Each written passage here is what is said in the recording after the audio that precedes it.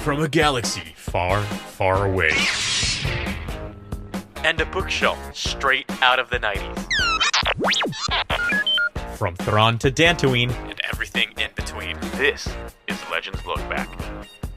Hello, everyone, and welcome to Legends Lookback, proudly part of the Utini Podcast Network, a Star Wars books podcast for people who like to chant quack, quack, quack to intimidate our enemies, where we celebrate our rich EU history, as well as dive into lesser-known Star Wars classics. I'm Jared Mays, joined by one of my legendary co-hosts tonight, or is it? Is he wearing an Ooglith masker? You'll never know. Or is it Rick Grace? Hey, and thank you for the Mighty Ducks reference. That was good. I know you're a hockey guy. That's right. And also, you know what else I love would be our intro video. So much so that I had to play it through a second time. Just like 1.5 times. Yeah. I'm not ready to commit to it fully, but Yeah, you know. it's good stuff. Good stuff. It's good to be Good back. enough. Hopefully we get the rust shaken off pretty soon. Yeah, and there are rumors out there. Rumors that a Wild Freddy might appear during the show.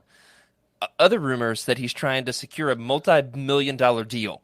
Because There's that. Freddy's a high roller like that, and he says things like that to us, and we're just like, normal. Doesn't even faze us. Is Freddie Orlando? Well, I mean, he certainly is good a dresser as Lando. He's got that swagger. Well, and he's like the... Not that you don't, Rick, but... No. I don't. He's like the wild card who has the adventurous life with all these exotic hobbies, and he knows guys everywhere and has all these. He's Lando, man. Like he's traveled the world. He's the good qualities of Lando. You know. Yeah, I mean, I've never gambled against him. Never will. Right. Never will. It is good to be back, and in fact, good to have a good number of folks here with us live in the chat. If you're listening on audio, you're of course welcome to join us at 8:30 Central Time on the Utini Vault channel every other Tuesday night on YouTube. We'd love to have you here, just like our friend Heather, back from the dead, like Naked Palps himself is Heather. Good to have Heather here with us tonight. Put a huge smile on my face to see Heather show up in the chat. Almost as big a smile on my face as the smile I get every time I stare into the dark voids of the beautiful faces of the Yuuzhan Vong. Beautiful. Because tonight, Rick, it is time for us to finally, long have they waited. In fact, people have been clamoring for us to cover the new Jedi Order for 5 years on Legends Look Back, and we've only been doing the show for 4 years. I mean, that's how long they've been wanting us to cover this. We've had guests secured to talk about some of these books literally since 2019. Wow. Since before you even knew what Legends Look Back was. Yeah, it sounds about right. Well, I might have known what it was. I probably was a listener then, actually. If it was, what year is this? That's about 5 years ago. Have you started? When did y'all start? Now. When did y'all start? Fall of 19. Of 19, okay. Yeah, I was a pretty early adopter, but I was not part of the community. I was just kind of in the shadows. Just a lurker. Hey, shout out to all the lurkers. That's right. Also, I had an issue because I only had read like maybe 7 Legends books, and so I can only catch a couple episodes that I listened to. Thankfully, the first few episodes were like the books that I'd read, but it quickly got into spoiler territory, so I had to pick and choose. Hey, and I will say, tonight we're going to talk, of course, about a general, vague intro to the new Jedi Order. We're going to keep this one spoiler-free. Next week, 2 weeks from now, next episode is going to be full spoilers for Vector Prime, which we've really tried to shield you, Rick, over the last couple of years. I am very pleased and thankful and happy that you guys have shielded me. Yeah, I went into the new Jedi Order already knowing a lot of the spoilers, because I had Dovin Basils? That's a thing, right? Dovin Basils, but not... I had spent some time lurking down in the trenches of the Wook. There are depths. I was spoiled. Yes. And so I'm interested to hear your point of view. Tonight we're going to talk about the basics of the new Jedi Order, what you need to know, broad strokes, behind the scenes, as well as if you want to read the new Jedi Order, we're going to debate a little bit about what you need to read first as a primer. Because there's been a ton of people asking us behind the scenes about, like, can I listen? Should I read the books with y'all? I want to, but how much do I need to read first? We're going to talk all about it here tonight. What do you say, Rick? Sounds good. Let's get into it. You want to play that video one more time? I'm good. We'll pass this time. We'll save it for next week or the week after. Let's face it, Rick. Tackling such a lengthy series isn't easy for a podcast like ours, right? I mean, how much prep, just a little bit behind the scenes here, how much prep have we had as a show talking about what it's going to take for us to be ready to read the new Jedi Order? I mean, you personally read how many books over the last year just to get ready to read these books? Well, let's see. Probably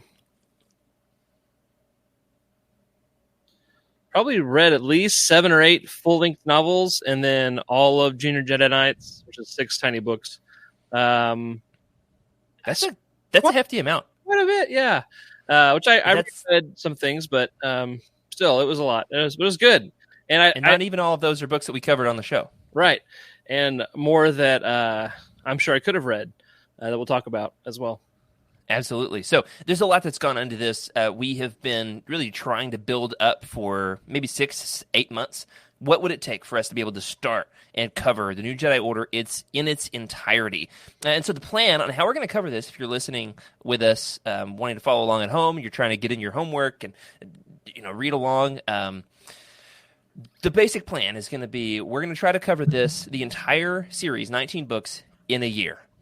Here's the problem. Oh. That's difficult. Yeah, that is. I think, Rick, it's going to take a year and a month or two. All right. So what we're going to do along the way is there's a number of duologies. Yeah. We're going to cover those as single episodes. Oh, boy. Yeah. So look at everybody. Zoom in on Rick. Rick, can you cut yourself to the one? Everybody look at Rick panic here for a second. Oh, he tries to figure out how he can get all these books read. Thinking, I read 26 books, I think, last year, and that was including like books that weren't fiction, and most of the fiction were Star Wars. So, all of my reading this year is going to be New Jedi Order, basically. Well, you're going to love it. It's going to be great. I will say it's got at least a handful of moments that are, without a doubt, some of the greatest moments ever achieved in the entirety of Star Wars, in any medium, Legends or canon. But it takes a serious investment to get there. So let's talk about that investment. By the way, the look on Rick's face really looks like Rick when I first met him. Freshman year of college, sleepless and panicky, trying to figure out how he's going to get it all done in time. Yeah, and I still didn't figure it out. It took 5 years to graduate. But that's fine. I don't know. I was gone by that point. So that's true. You were like 3 years, 2.5, three and a half. Yeah. I would have stayed longer. I was like looking at taking some extra electives just for fun because I was enjoying college, and then I saw how much it was going to cost just to like goof off for another semester, and I went ahead and put on that cap and gown and got out of there. And I added a major and graduated 3 majors. That was fun, and now I'm paying for it for the rest of my life. But yeah, Major Grace. All right. So, hey, what are you most excited about when it comes to our deep dive into the new Jedi Order? What are you excited about, and what are you nervous about?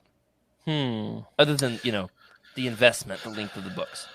I mean, so I've just read Vector Prime, and we'll get to that in our next episode. But it takes some risks, and so this was the first time in a while that I really didn't know. I still don't know where they're going with the plot. And so I'm excited about completely unknown movements, and new species, new characters, new conflicts that are kind of unexplored, even though as a Trek fan, some of these are kind of old hat. But anyway, we'll talk about that. Let's see. That's what about you? What are you excited about? Of the series is that it's a little bit more like Star Trek than it is Star Wars. So I'm interested to hear your point of view because I don't know. I have never tried Star Trek, though I'm a little bit open to it. This much open to it. I will accept. There's some great stuff out there. Yeah. So personally, I am excited because this is a reread for me. I got about halfway through Vector Prime today. I'm excited about the Jedi on Jedi relationships, the intricacies of the master and apprentice friendships, and then some of the Jedi rivalries along the way. Anakin and Jason have some really philosophical, ideological debates, which you're gonna love. I think it's right up your alley. Cool. You've got Kip Duran being an absolute Chad, which is so enjoyable. Is it though? Oh, I love it. He's so incredibly love to hate him. That kind of a feeling. If you thought Corran Horn was bad, Corran Horn great in the new Jedi Order. Interesting. Corran Horn comes off like like the coolest guy in the galaxy compared to where they take Kip. So Man, I'm excited about the Jedi stuff. I'm kind of dreading the tremendous amount of Yuuzhan Vong lore, though, to be honest, I might skim some of that this time around. dude, Because I'm I read really it excited before. about it. That's fair. That's fair. I'm excited for that. I love world building, and it's fascinating. Like that was what I was highlighting. My first read of this first book was all of the lore that's being introduced for the first time. Yeah. So I can go back and find it and reference it. But yeah, I'm excited. There's a ton of lore. There's a whole caste system. Oh, man. It's intense. Actually, today I found... Rick, cut away from me for a second while I stand up because I want folks to see me in my gym shorts. They are gym shorts. Nobody panic. All right, I found today this book on my shelf. I was doing a little bit of cleaning up around the studio because I'm snowed in. Oh, nice. I found that I had the new Jedi Order role-playing source book. Nice. And it is full, absolutely full of Yuuzhan Vong lore. Look at that awesome shot of Luke. Anyway, it's got some amazing stuff in here, and so it's a really good kind of cheat sheet to the Yuuzhan Vong technology and the vocabulary and the caste system. It's got tons of great artwork, too. Highly recommend it. Maybe I can do a show and tell in a future episode. So, see, those are the kind of books that I still collect, and I'm really excited to find in the wild. So, way to go, man. That's cool. It's on your shelf. All of those, but I do collect ones that are like key pieces. I've got like the Thrawn trilogy, Dark Empire, this one. There's a KOTOR one out there that I've had on my wish list for years, but have never picked up. But anyway, that's beside the point. That's Trevor over there somewhere in Wales is drooling listening to me talking about this stuff. Oh, yeah. So yeah, there's a lot to be excited about. Let us know, listeners, what is it that you're excited about when it comes to either your first time read through or reread of the new Jedi Order.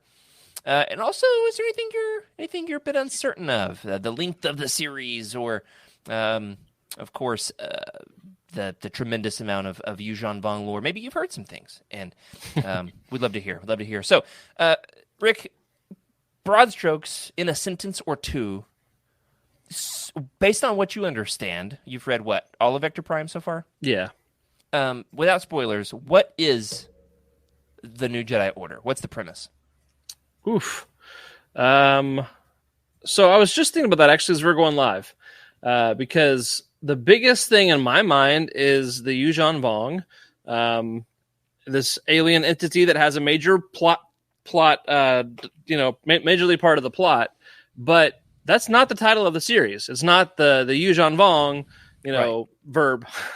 Well, Instead, that was what Dark Horse was developing. They were developing a series called Invasion, which they eventually made, which was a tie-in to this. But they wanted it to be about the invasion. But you're right, that's not the title of what they went with. Yeah, the question mark at the beginning of the book is, I guess the series is, how are we going to structure these new Jedi that have been trained up through the academy and are all over the galaxy doing different pet projects and different things that they're passionate about.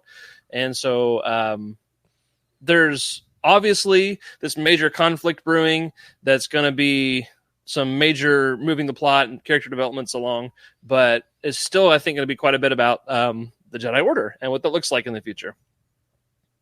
Yeah. So you've got Luke realizing that the Jedi are getting a little bit out of hand, and he needs some kind of a structure. There's a little bit of a schism developing between the Jedi, those who favor peacekeeping versus those who favor aggressive negotiations, a.k.a. Kip Duron's cult. And so we've got that basic idea of passing the torch as well to the next generation of Jedi. So for the first time, outside of the young Jedi Knights, junior Jedi Knights, and some other real Legends hits like the Crystal Star, you've got the passing of the torch to Jason, Jaina, and Anakin solo. So it's a blend of Luke and Mara and Leia and Han, taking center stage versus, I'd say, Jason, Jaina, and Anakin take 50 to 60% of the attention as protagonists in the series, which was great. Amazing that Legends could birth these characters in books like the Thrawn trilogy, Dark Empire, and now they're going to become full-fledged protagonists. That's a good point. Themselves. That's awesome. Yeah, good point. I love the way that Skooma Joe describes it. Can we show this? This comment on screen. The basic premise of the new Jedi Order is this. Monk Jedi versus Cowboy Jedi. You'd love to see it. And Luke's stuck in the middle. Luke's stuck in the middle. Yeah. So we've got some great buzz here in the chat. Folks are excited about this. So let's do a rundown of the books. I think we've got an image for this. Let's do a rundown of the books. Let's talk about the titles, the authors, what exactly comprises the new Jedi Order. Sometimes when I'm trying to fall asleep at night, I just try to see if I can remember every single Legends book title in order. Oh, man. And I typically fall asleep around Remnant. Anyway. Here we go. Rick, why don't you take the first half of these, and then I'll Sure. pick up the slack somewhere wherever you stop. All right. So first one, Vector Prime by R.A. Salvatore. Number 2, Dark Tide Onslaught. And number 3, Dark Tide Ruin by friend of the show, Michael A. Stackpole. Friend of the show, no big deal. Hey, he's pretty cool guy. Pretty cool. Then there's Agents of Chaos, Heroes Trial, and Agents of Chaos, Jedi Eclipse by James Lucino. That's pretty awesome. Yeah, that one guy. He did some books. And then Balance Point by Kathy Tyers, Edge of Victory Conquest, and Edge of Victory Rebirth by Greg Keyes. I can't read, apparently. Star by Star by Troy Denning. And boy, is that a big book. Yeah. And then Whopper. Dark... Double Whopper. The Double Whopper, yeah. Double Journey by Elaine Cunningham. You Tag. said Double Journey. Dark Journey. Double Whopper Journey. Double Whopper Journey. Dark Journey by Elaine Cunningham. Well, that book sounds ominous. It's wild, man. I can't wait for you to read it. Cool. This is exciting. I'm so happy about this. It's great. Notorious for being a pink Star Wars book. Straight up pink. Okay. I bought that in a grocery store. Man, gotta love the early 2000s. Oh, and you man. could smoke in the grocery store. What? You could smoke cigarettes in the grocery store. Yeah, Was that Oklahoma or Arkansas? Oklahoma. Never had that. I remember smoking in restaurants, but that was it. All right, I'll pick up the slack from here. I'm going to see if I can do it with my eyes closed, if I can just not look at the show notes and get these in order. All right, so you did Dark Journey.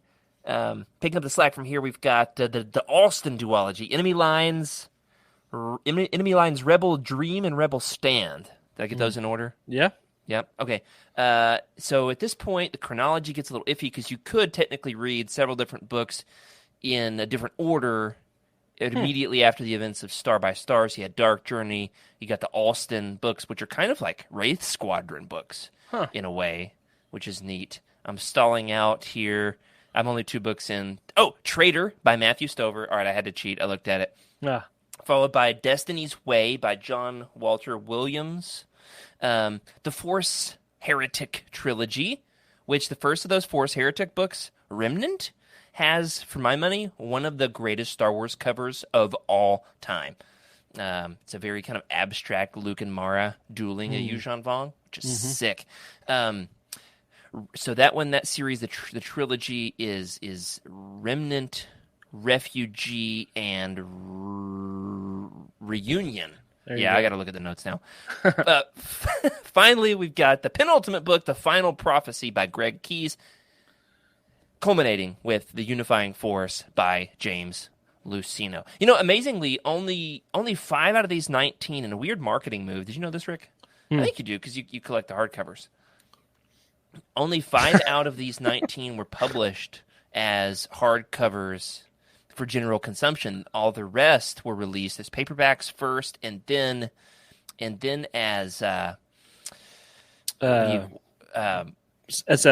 Science Fiction Book Sci-Fi Book Club editions. You know, I didn't know that, but that explains why the hunt has been so frustrating. So I'm actually glad that I know that now.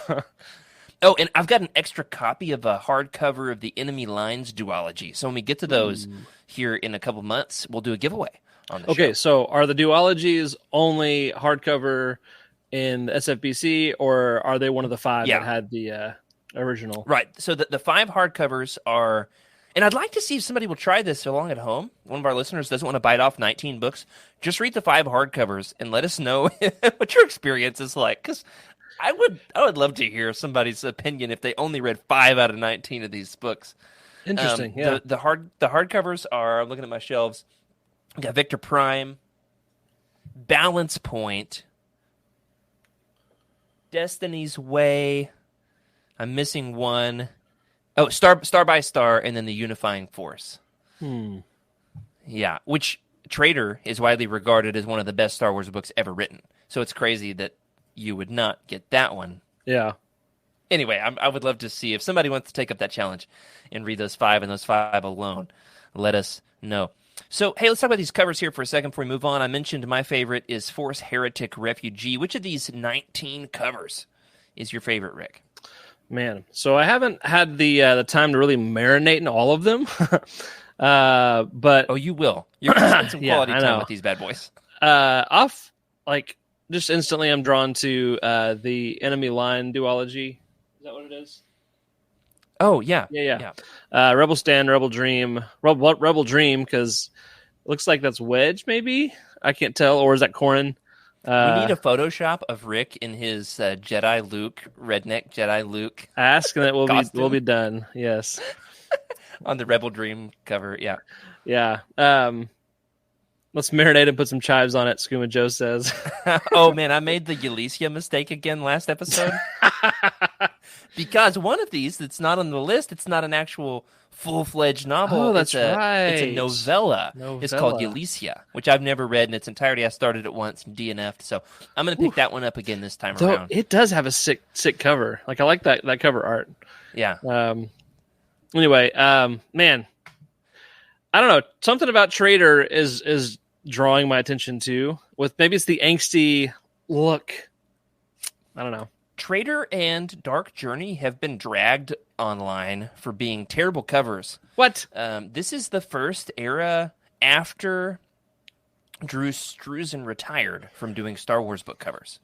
So this was like really getting into, especially if you go and look at like the early to mid 2000s Clone Wars novels, really getting into the floating heads era, the Photoshop covers kind of thing. So I'd like to see, maybe we can host like a fan cover redesign contest for Traitor. That'd be cool. So we'll wait until we get there. Rick's up to something. I see him smirking behind the scenes. So. Oh, I was just paying attention to the close up of my Vector Prime, just how 90s it feels. Vector Prime might be the ugliest cover ever made for any book ever, for any reason whatsoever. Yeah, that it's a bad cover. It's just cut to the one of that, Rick. Hold that up for the folks to see at home. Let me. What do you think it is? Yeoman Carr's face? Is it Nominor? I don't know. It might be Nominor. Nominor's missing an eye, so I think it's him. Ugh. Man, I hate it. And Luke, we got Luke with a ponytail over there? He's constipated or something. I can't quite tell. It's not great. Oh, but hey, the back's got some cool stuff. Yeah, it does. Next episode, we're going to show off the full cover spread, which is actually pretty cool. I've sourced the original artwork. Nice. So there's some cool stuff for us to talk about. So those are the books. Let us know online, of course, in the comments, wherever you're watching this or listening, which of the 19 new Jedi Order covers is your favorite.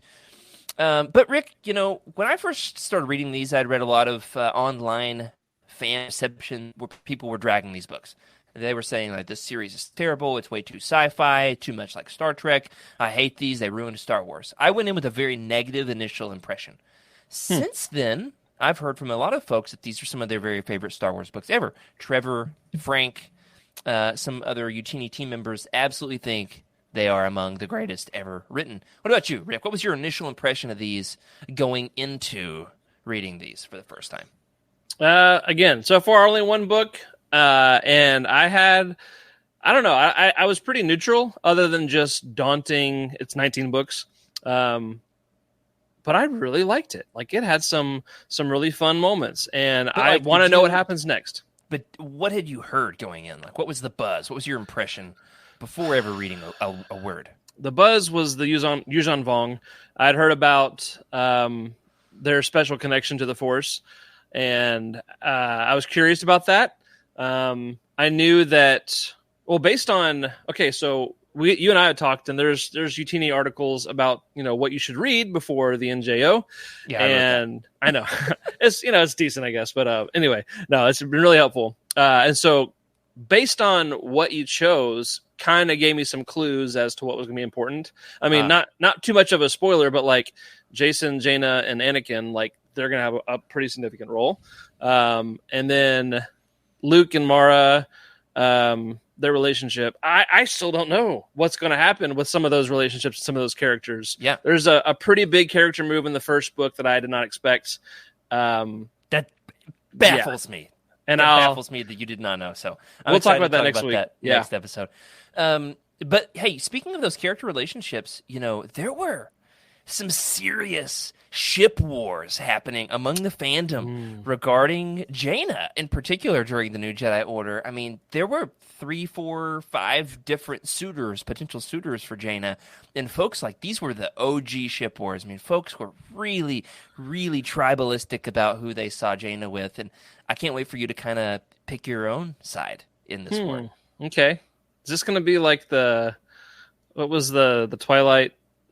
What are their names? Oh, Team Edward, Team Jacob. Team Jacob and Edward, yeah. Is this going to be that kind of campy kind of thing? Yeah, definitely.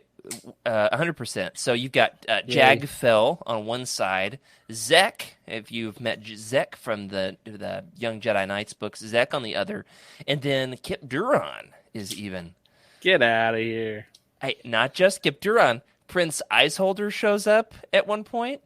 The one who tried to marry Leia in the courtship of Princess Leia also tries to marry her daughter because Legends, everybody. Yeah. And that's going to do it for Legends Lookback. Thank you. No, we got a little bit more to talk about tonight. And we've already got folks in the chat lining up on one side of the aisle here when it regards the Jaina ship war. One side. Yep. Oh, man. So excited. So, hey, let's talk about those Yuuzhan Vong here. A little bit of a primer on who the Yuuzhan Vong are and what we think about them so far. So basically, just a handful of bullet points. On the one hand, they leave voids in the Force, making them undetectable by the Jedi. We'll talk more about, as we develop during the series, we learn more and more about what that's like. We're going to learn about the fact that they despise any being who uses mechanical technological innovations. Just like our parents, the boomers. They instead prefer... I had to take a shot. I had to do it. That's good. Instead, they prefer biotechnology, homegrown ships made from asteroids, wielding snake-like amphistaffs, like Moses, to combat the Jedi's lightsabers. Also, the more I describe them, the more they kind of sound like essential oils people. Well-placed jab. Also, amazingly, the Yuuzhan Vong have a bit of fun backstory. Did you know about any of this stuff before the show? I had heard about it somewhere. Maybe it was from your Legends Con interviews, but somewhere I heard about some of this. You want me to read this? Yeah, sure.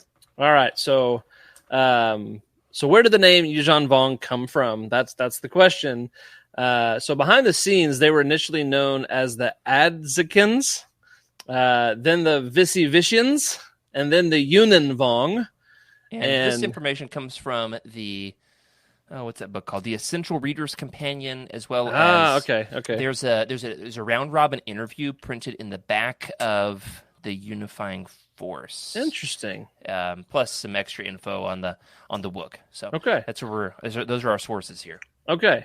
But the name Yuuzhan Vong itself, get this, was derived from a French Thai restaurant in New York City where several members of the planning team were eating. I love that so much.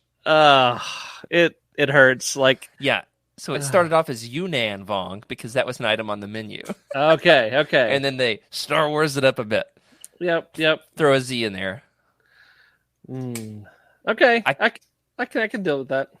Yeah, early drafts of the aliens slated them to be tribalistic humans this is cool, I love this, who transform themselves into dark side, yellow-eyed zealots through ritual tattooing. Wow. It's the moral signaling of the early 2000s. There's so much moral signaling in this series, man.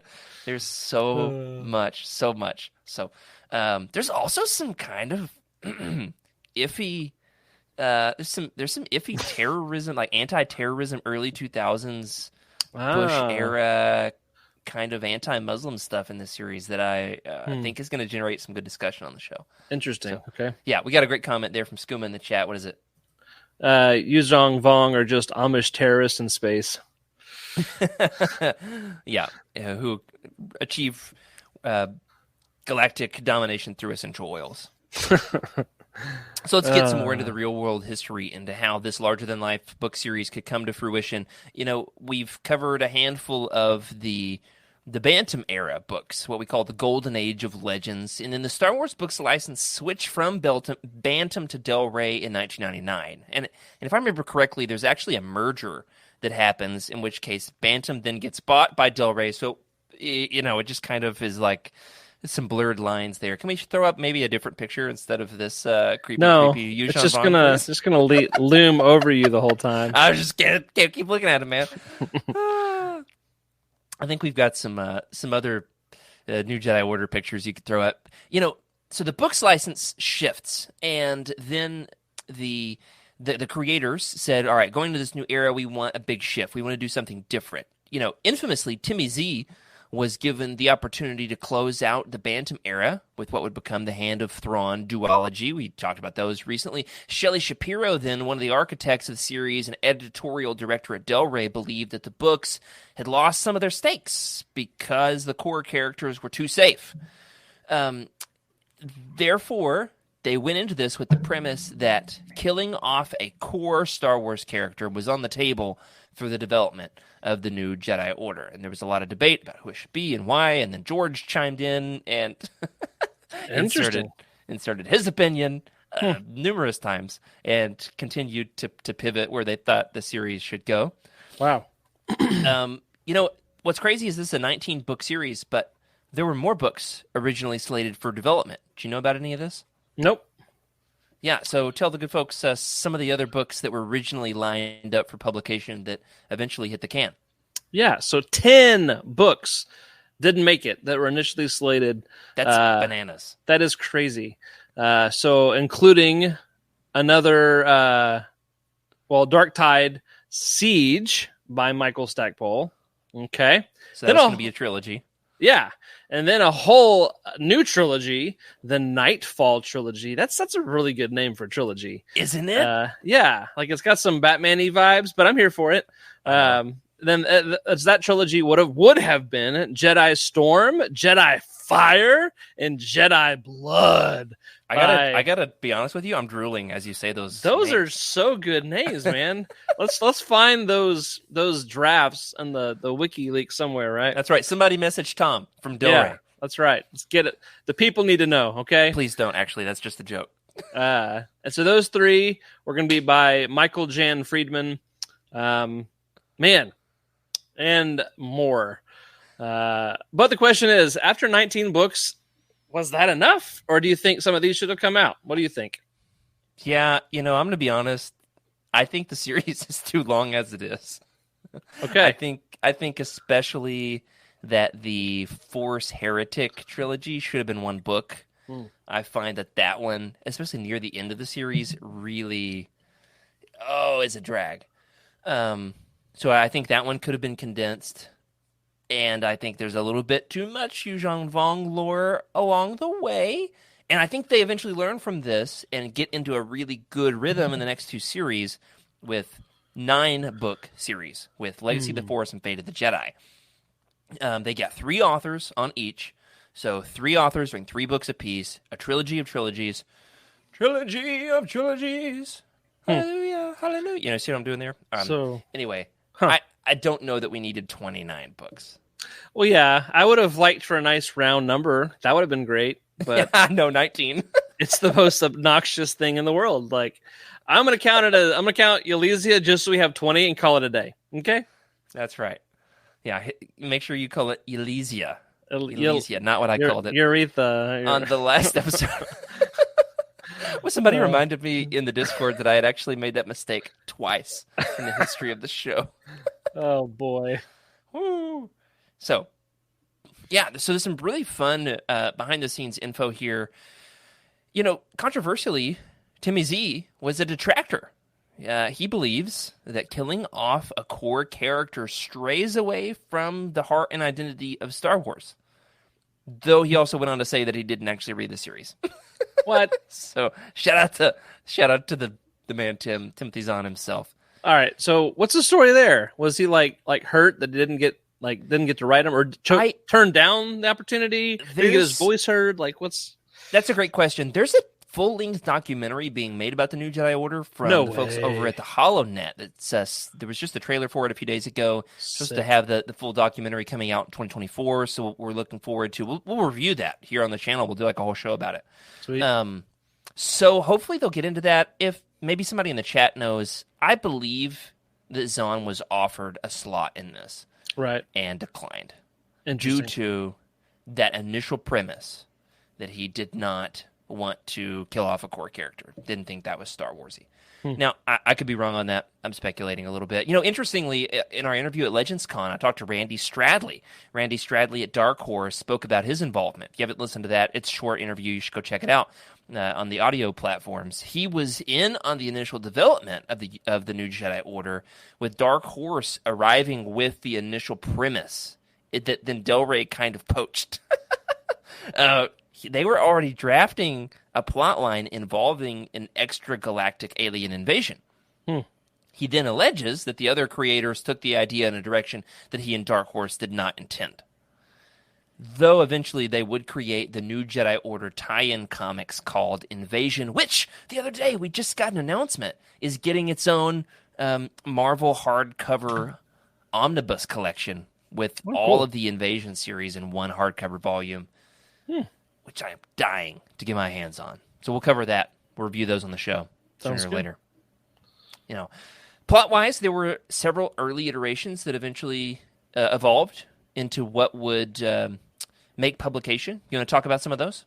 Yeah. So one of these early ideas was that Luke commissions Jason, Jaina, and Anakin Solo to go on an epic quest on which Anakin is corrupted by a female Darksider, and they fall in love. But the good old George Lucas insisted that Anakin Solo had to follow a distinctly different character arc from that of Anakin Skywalker, whose story was actively in development in the same time for the prequel trilogy, which is cool. And so more to come on that when we get to Star by Star. And a remnant of that idea ended up getting adapted into the Fate of the Jedi series. There's a young Jedi who falls in love with a Sith girl, and that's pretty juicy. Man, that sounds like an emo song right there. Fell in love with a girl. Yeah. She was a sister of the dark side. Okay.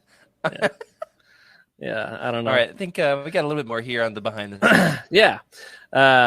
So I'm guessing this is George Lucas insisting, but he also insisted that antagonists could not be dark side Force users, which was the plan from the get-go. The invading aliens would be the ones who gave the original Sith their powers. Whoa. Those are some wild ideas. What do you think about those? Which of those alternative plot paths would you have liked to have seen? Or do you think we arrived at the right one? Right now, where I'm at with my experience with these books, I would have liked to know more about Sith lore. That sounds cool. Yeah. I don't know. Time will tell. Ask me in a year from now after I've read 19 books and I'm an expert on the topic. I think personally it's good that they took a break from Sith as the villains, because then we can get back to them in Legacy of the Force, Fate of the Jedi, in the Legacy comics, in which case, like, it's time. All right, we just spent time with a totally different kind of villain. Let's get back to our bread and butter. Hey, but I was thinking about this. I was cooking dinner, preparing for the show. Not dinner for the show. Yeah, but I was thinking about this whole like plot device of the Yuzong Vong who are invisible in the Force and all that. It sounds like two elementary kids playing and like playing superheroes, and it's like this one overpowered kid with all his superpowers, and then this the bratty little kid saying, "Yeah, well, my guy's invisible to all your powers." That's exactly what it sounds like. So. That's so good, man. That's so good. Yeah. Yeah, and my sword is a snake. Yeah. Exactly. And it can stand up to lightsabers. That's right. It can fight my snake can fight your lightsaber. All right, moving on. We got a great comment here from Skooma Joe in the chat. Skooma Joe, always here with the behind the scenes information. The unofficial historian of Legends Lookback says Zahn has said that he does not enjoy collaborating. He likes writing his own ideas. It's not confirmed, but believed that he was offered the Force Heretic books. That's why they're so chiss heavy. Well, spoiler, Skooma. I'll be honest with you, that's okay. forgot the Chiss were in that series. Also, another great comment from our friend Heather. Shout out to Heather. Heather's a real one. She says, "Nuh-uh, I have a shield." Thank you. Yes, you get me. Heather infamously was on one of the earliest episodes of Legends Lookback, in which case we covered one of the worst Star Wars books ever written, Splinter of the Mind's Eye. So, shout out to that old school episode. I mean, unless you like that one, in which case, good for you. Keep on. All right, we teased this at the beginning of the episode here. What should folks read before the new Jedi Order? Yeah, Heather says, don't say it. Don't say it. What should they read? You've just gone down this journey, personally, Rick. You've tried to prepare as much as possible. You didn't want to be left behind. You wanted to know as much as you could. And I, just the other day, was trying to convince our friend Jacob over at the Cosmic Force to join us, read alongside with us. He'd never read the new Jedi Order, in which case he got intimidated by the number of books he should read first and balked. I bet it would be better if there was an even number. I think that if you're, kind of a Legends newbie, you've read maybe a handful of books, Thrawn Trilogy, a couple others along the way, I do think that you can dive in with Vector Prime.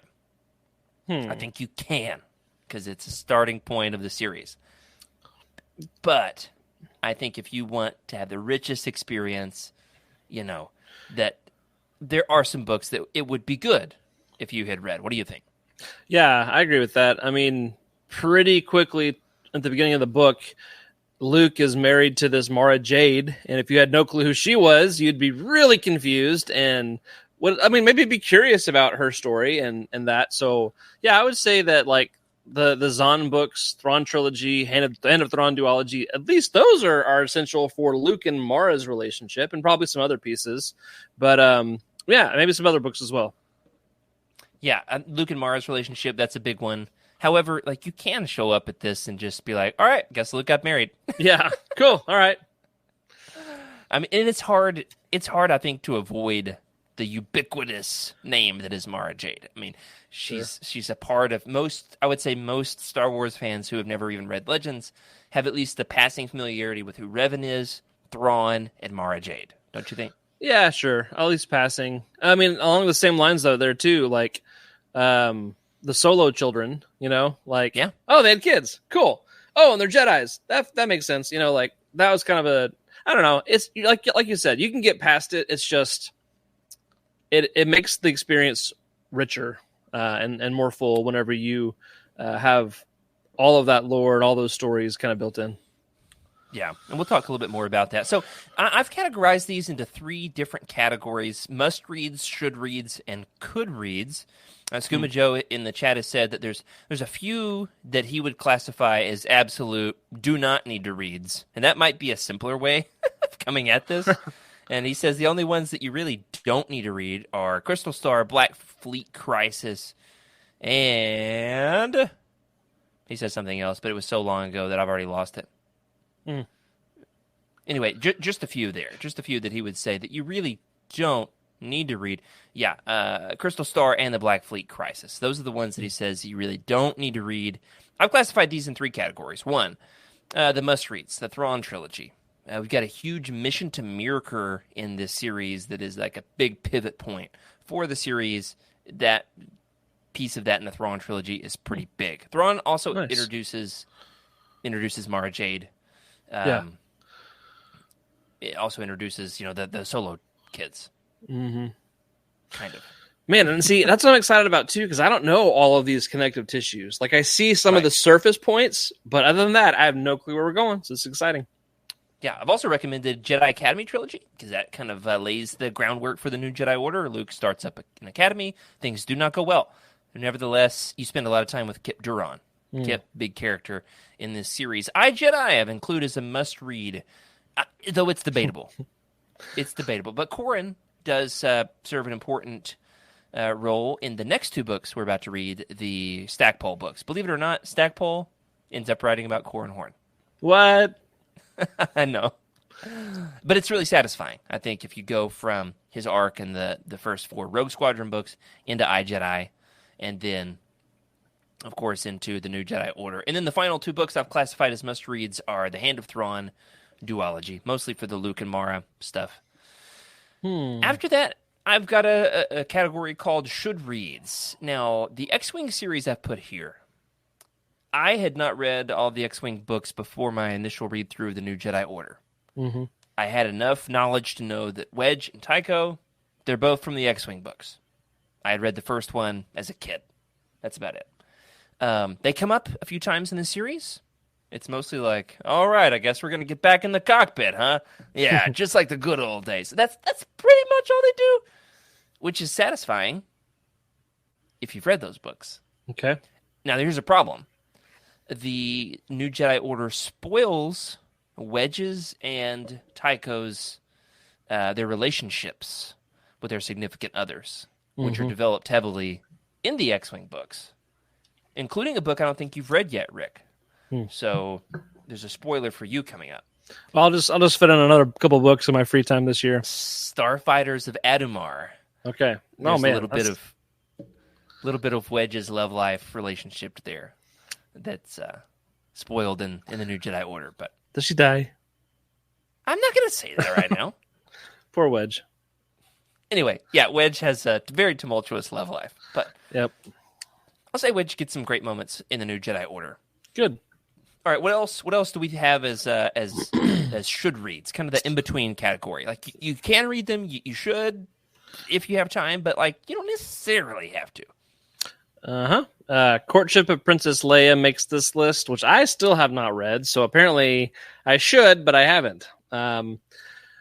Which is, I guess, like you already mentioned, some of the characters from that book reappearing. And then Young Jedi Knights 1 through 6. Dealing, I'm guessing, with Jaina and Jason. Actually, I haven't read those yet either. I really wanted to get to them, but I just didn't have time. They're short. You can read about one a day if you're dedicated. Yeah, I don't think I got that time right now. And I'm so obsessed with finding a way to listen to the audio of these books, and it's difficult. Yeah. But yeah, so they're on the list of some should reads, as well as the Junior Jedi Knights books, which, hey, I read those. Those are great. They were so much fun, yeah. I do want to read the Young Jedi Knights to see how they match tonally, but I got Harry Potter at fantasy adventure vibes from Junior Jedi Knights, which is awesome. Oh yeah, for sure. Young Jedi Knights, I've only recommended the first 6 books as should reads if you're just trying to get to the New Jedi Order, because it really covers kind of a cohesive, overarching plot of the Young Jedi Knights, the Luke's Jedi Academy versus the Shadow Academy, which is the bad guys, Dark Side Academy. That's glorious. I know. But Zek is a pivotal character in that. Zek then, of course, appears in the New Jedi Order as well. Here's the deal. Their characterization, Jason and Jaina, their friends Tenoka, Lobaka, is not really carried over in a one-to-one, in my opinion. I read a Young Jedi Knights book today and half of Vector Prime. I'm snowed in. I had plenty of time to read. I don't think that the New Jedi Order really carries over their characterization very faithfully from those books, and I think that's okay. I think the New Jedi Order does more justice by their characters in some more interesting directions, for the most part, a little more mature directions. Those books, it's basically like Jason likes animals and cracks jokes. Jaina likes to fly ships and work on things mechanically. Lobaka also likes to work on things mechanically, gets caught up in a racist cult. But it's that's a trip. Anyway, so it's a little bit one-dimensional with their characterization. Though the Hape stuff from Courtship of Princess Leia and the Young Jedi Knights book number 4, Lightsabers, that ends up coming into play in a pretty big way in the New Jedi Order. But I think it's explained. And when you get to it, they're like, listen, there's this consortium of planets. They're led by a matriarchal ruler. Jason has the thing with their princess. I mean, that's pretty much all you need to know. Okay. So you'll be all right. And finally, that brings us to the Could Reads category. Shout out to Freddie. The first book on the Could Reads list is The Truce at Bakura. Have you read that one yet? No. I really want to, but I have not a chance. You've pretty much been dictating my reading for the past 2 years, buddy. Listen. I give you plenty of time. Hey, where's Freddie? Back in the old days, we had like a book a week. I know. That's crazy. I think I could do it on. I could definitely be at that pace, but yeah. I work a mile away. I don't have a commute anymore, like of any kind. So, are you complaining about the fact that you only work a mile from your house? No. Well, I guess are you complaining about not having a commute? I was 100 feet away, my last house. So, actually, have more all the commuters now. That's right. But I just don't have time built into my schedule to just listen. So I find time. I make time to listen and read, but it's not. Anyway, I'm just. I bet your house is clean, man. You're always listening to audiobooks. You need an excuse to clean the house. I do the dishes a lot. Every night I do the dishes and get some listening time in. That's for sure. There you go. Well, there's just a few more here on the Could Reads category. In my opinion, you're welcome to disagree with this. What else do we have, Rick? Yeah. Also on the list is Ambush at Corellia, Assault on Salonia, and Showdown at Center Point, which those are a trilogy, right? Yeah, the Corellia trilogy. The trilogy's kind of long, not really all that important, though there is a plot point in this series that ties into that. Yeah. Yep. And then last on the list is Rogue Planet. Yeah, somebody asked earlier, I think it was Surfer Eddie, shout out to Eddie. He asked, oh, hey, are we going to talk about Rogue Planet? No, because we've got 19 books as it is. Yeah. But I definitely think that it's a good tie-in.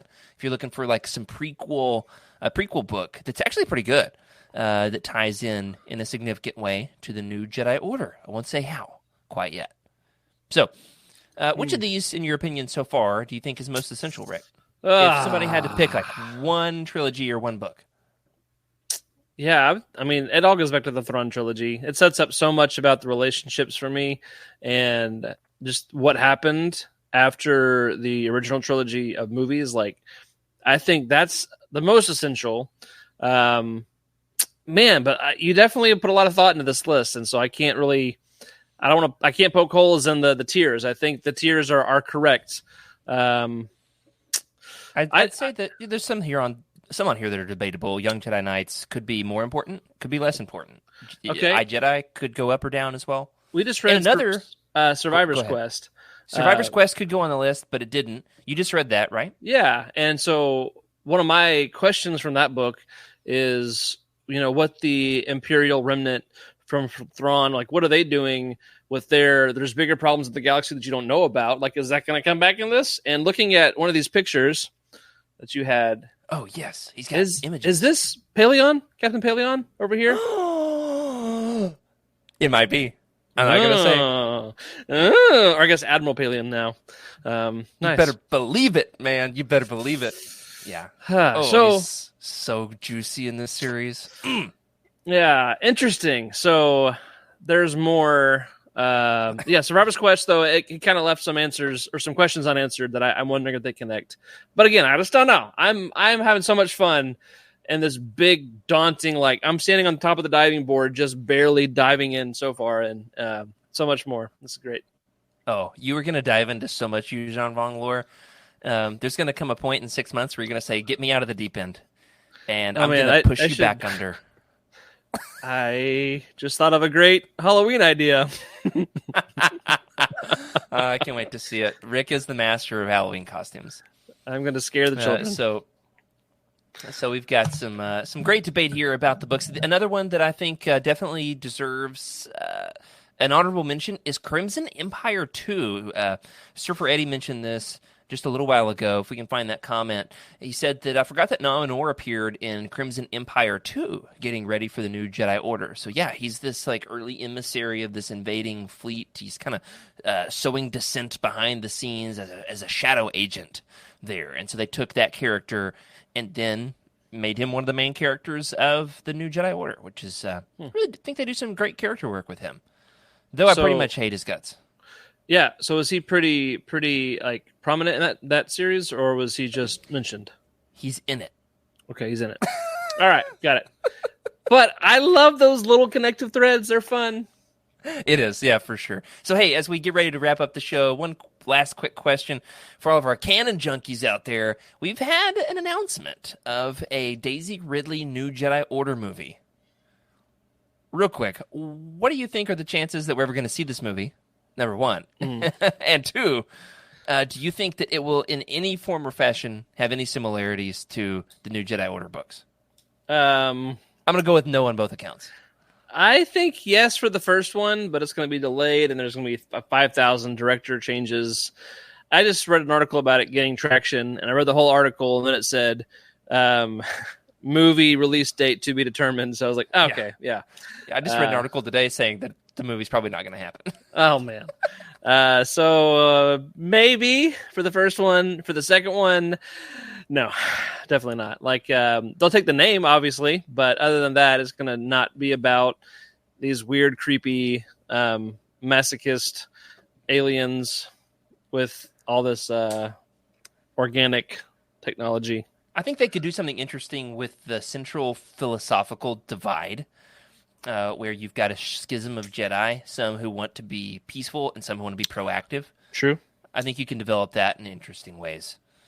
I think that you need an established core of Jedi Masters in order to make it work. So I'd love to see a couple kind of like B or C tier Legends Jedi get a call back. Maybe Silgal would be a good one. Everybody knows that I love Saba Sabatine, the Leia's reptilian Jedi Master. She would be a cool one to pull in. So let us know, everybody. What do you think? We're gonna get the movie? If so, what should they adapt? I want to see Ikarit.